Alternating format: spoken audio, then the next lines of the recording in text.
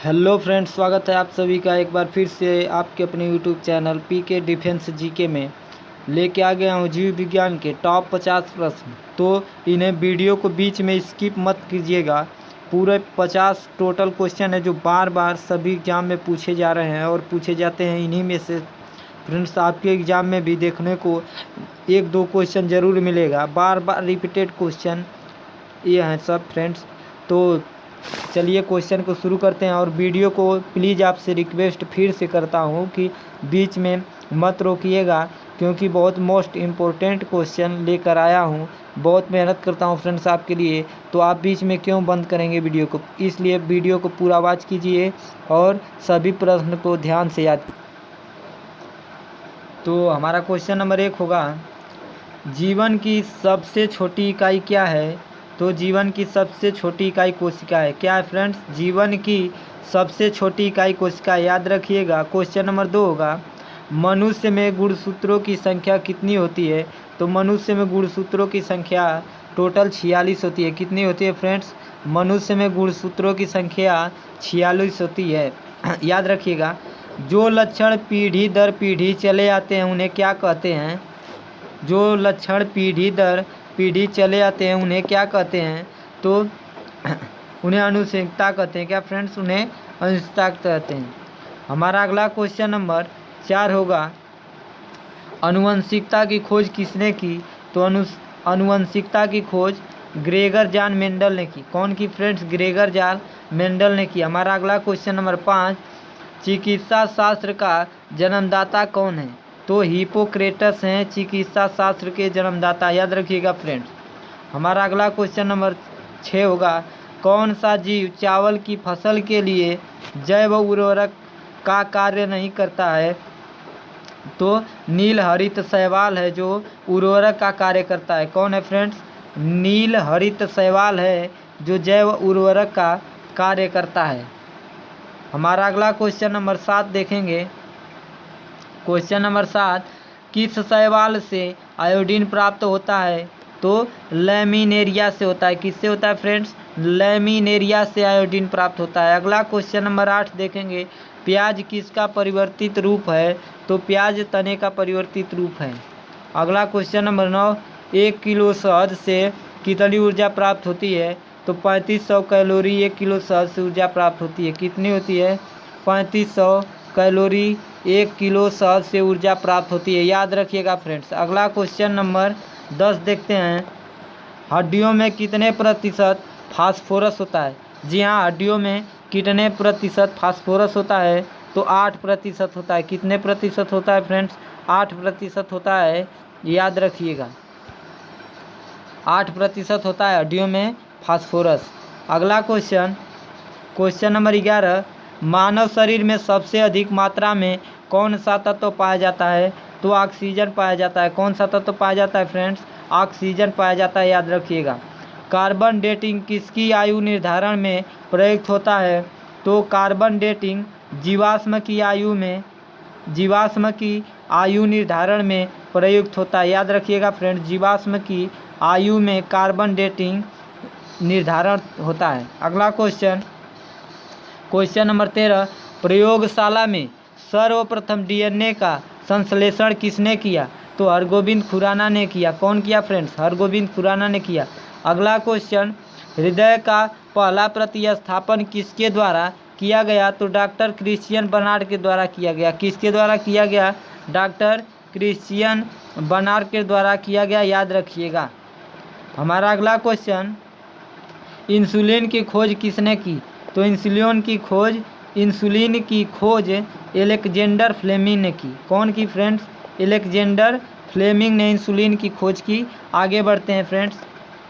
अगला क्वेश्चन हमारा होगा, मधुमेह के प्रचार हेतु प्रयुक्त हार्मोन इंसुलिन का आविष्कार किसने किया। तो एफजी बेंटिक ने किया। किसने किया फ्रेंड्स? एफजी बेंटिक ने किया। हमारा अगला क्वेश्चन नंबर 17 होगा, पोलियो का टीका किसने बनाया। तो पोलियो का टीका जॉन्स साल्कने ने बनाया। कौन बनाया फ्रेंड्स? जॉन्स साल्कने ने, याद रखिएगा। अगला क्वेश्चन नंबर 18 होगा, बेरी रोग की चिकित्सा की खोज किसने की। तो आइजक मैने ने की। बात यहाँ पे बेरी बेरी आई है, तो बेरी बेरी किस विटामिन की कमी से होता है? तो विटामिन बी की कमी से बेरी बेरी होता है, याद रखिएगा फ्रेंड्स। अगला क्वेश्चन 19 देखेंगे, कोशिका की खोज किसने की? तो कोशिका की खोज रॉबर्ट हुक ने की। कौन की? रॉबर्ट हुक ने की, याद रखिएगा फ्रेंड्स। अगला क्वेश्चन, विषाणु की खोज किसने व कब की? तो इवानोस्की 1892 में की। कब की फ्रेंड्स? इवानोस्की ने 1892 में, याद रखिएगा, किसकी खोज की? तो विषाणु की खोज की 1892 में इवानोस्की ने, याद रखिएगा। अगला क्वेश्चन, सबसे बड़ा सर्प कौन सा है? तो सबसे बड़ा सर्प अजगर है, याद रखिएगा फ्रेंड्स। हमारा अगला क्वेश्चन होगा, विश्व में सबसे विषैला सर्प कौन सा है? तो पेनिनसुलर टाइगर सर्प है, पेनिनसुलर टाइगर सर्प है। ये कहाँ पाया जाता है फ्रेंड? तो ये ऑस्ट्रेलिया में पाया जाता है। कहाँ पाया जाता है? ऑस्ट्रेलिया में पाया जाता है, याद रखिएगा फ्रेंड्स। विश्व में सबसे विषैला सर्प कौन सा है? तो पेनिनसुलर टाइगर सर्प है। ये कहाँ पाया जाता है? तो ऑस्ट्रेलिया में पाया जाता है, याद रखिएगा। क्वेश्चन नंबर 23 होगा, मानव रक्त में कितने समूह होते हैं? तो मानव रक्त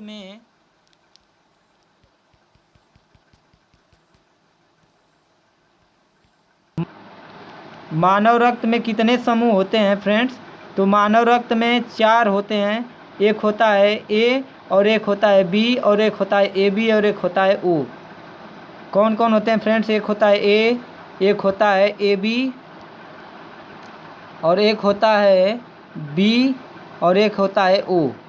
4 रक्त समूह होते हैं फ्रेंड्स।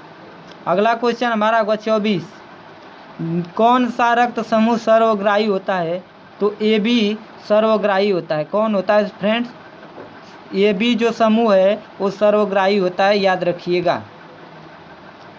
हमारा अगला क्वेश्चन 25 होगा, कौन सा रक्त वर्ग सर्वदाता होता है? तो ओ रक्त सर्वदाता होता है। कौन सर्वदाता होता है? ओ। अगला क्वेश्चन होगा 25, मानव रक्त में कितने प्रतिशत प्लाज्मा होता है? तो मानव रक्त में 60% प्लाज्मा होता है, याद रखिएगा। अगला क्वेश्चन, प्लाज्मा में कितने प्रतिशत जल होता है? तो प्लाज्मा में 90% जल होता है, याद रखिएगा। हमारा अगला क्वेश्चन 27, प्लाज्मा में कितने प्रतिशत जल होता है? तो 90 तो हो गया। अगला क्वेश्चन 28, श्वेत रुधिर कणिकाओं का कार्य क्या है? तो श्वेत रुधिर कणिकाओं का कार्य शरीर को संक्रामक रोगों से बचाना। क्या है फ्रेंड्स? संक्रामक रोगों से बचाना। क्वेश्चन नंबर 29, मानव शरीर में कितना रक्त होता है? तो मानव शरीर में 5 से 6 लीटर रक्त होता है। कितना रक्त होता है? 5 से 6 लीटर रक्त होता है। अगला क्वेश्चन 30 होगा, हृदय 1 मिनट में कितनी बार रक्त पंप करता है? तो 4.5 लीटर। कितना? 4.5 लीटर 1 मिनट में हृदय रक्त पंप कर सकता है। अगला क्वेश्चन, आरबीसी का निर्माण कहाँ होता है? तो आरबीसी का निर्माण अस्थि मज्जा में होता है। अगला क्वेश्चन देखेंगे, रुधिर अस्कंदन का समय कितना होता है? रुधिर अस्कंदन का समय कितना होता है? तो 2 से 8 मिनट होता है। कितना होता है फ्रेंड्स? 2 से 8 मिनट होता है। अगला क्वेश्चन नंबर 34 देखेंगे, शरीर में हीमोग्लोबिन की मात्रा, शरीर में हीमोग्लोबिन की मात्रा कम हो जाने पर कौन सा रोग हो जाता है? तो रक्त छीड़ता। कौन सा रोग होता है फ्रेंड्स? रक्त छीड़ता, याद रखिएगा। क्वेश्चन नंबर 35 देखेंगे, एंटीबॉडी का मुख्य कार्य किसके विरुद्ध होता है? तो संक्रामक के विरुद्ध होता है। किसके विरुद्ध होता है? संक्रामक के विरुद्ध होता है, याद रखिएगा। 36 देखेंगे, रक्त को शुद्ध करने वाला अंग कौन सा है? तो रक्त को शुद्ध करने वाला अंग वृक्क है। कौन है फ्रेंड्स? याद रखिएगा, रक्त को शुद्ध करने वाला अंग वृक्क है। चलिए आगे बढ़ते हैं। क्वेश्चन नंबर 37, अधिक ऊंचाई पर जाने से मानव शरीर की लाल रक्त कणिकाओं पर क्या प्रभाव पड़ता है? तो उनकी संख्या बढ़ जाती है। क्या होती है फ्रेंड्स? उनकी संख्या बढ़ जाती है, याद रखिएगा। 38 देखेंगे, क्वेश्चन नंबर 38, शरीर में हीमोग्लोबिन का क्या कार्य होता है? तो शरीर में हीमोग्लोबिन का कार्य ऑक्सीजन का परिवहन करना होता है। क्या होता है? ऑक्सीजन का परिवहन करना। क्वेश्चन नंबर 39 देखेंगे, मानव शरीर में खून किसकी उपस्थिति के कारण नहीं जमता है? तो हिपेरिन के कारण। किसके कारण? हिपेरिन के कारण। इंपॉर्टेंट क्वेश्चन है, याद रखिएगा।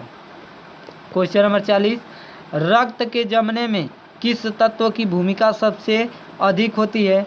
तो Ca की होती है। किसकी होती है? Ca की, यानी कैल्शियम की होती है। हमारा अगला क्वेश्चन नंबर 41 देखेंगे।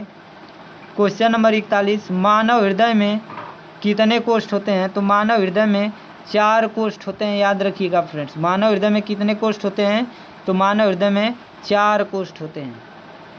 अगला क्वेश्चन नंबर 42, पेसमेकर का संबंध किससे है?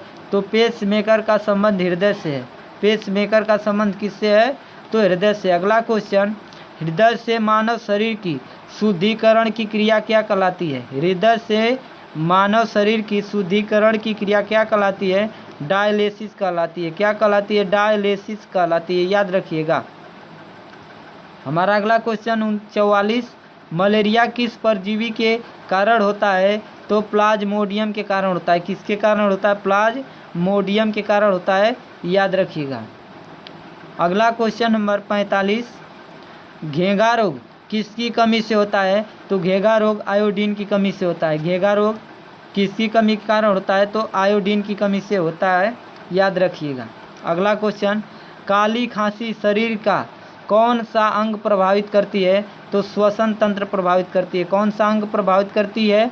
श्वसन तंत्र काली खांसी प्रभावित करती है। अगला क्वेश्चन, मियादी बुखार शरीर के किस भाग को प्रभावित करता है? तो आंतों को करता है। किसको करता है फ्रेंड्स? आंतों को करता है, देख सकते हैं, याद रखिएगा। अगला क्वेश्चन नंबर 48, मनुष्य के शरीर में कुल कितनी हड्डियां होती हैं? तो 206 होती हैं, याद रखिएगा फ्रेंड्स, बहुत इंपॉर्टेंट क्वेश्चन है। अगला क्वेश्चन, नवजात शिशु में हड्डियों की संख्या कितनी होती है? तो नवजात शिशु में हड्डियों की संख्या 208 होती है। अगला क्वेश्चन, टिबिया नामक हड्डी कहाँ पाई जाती है? तो टिबिया नामक हड्डी पैर में पाई जाती है। कहाँ पाई जाती है फ्रेंड्स? पैर में पाई जाती है। तो हम लोग 50 क्वेश्चन इम्पोर्टेंट क्वेश्चन थे, उनको कर चुके हैं। उम्मीद करता हूँ कि आप लोगों को वीडियो पसंद आएगा। अगर पसंद आए तो लाइक शेयर सब्सक्राइब करना न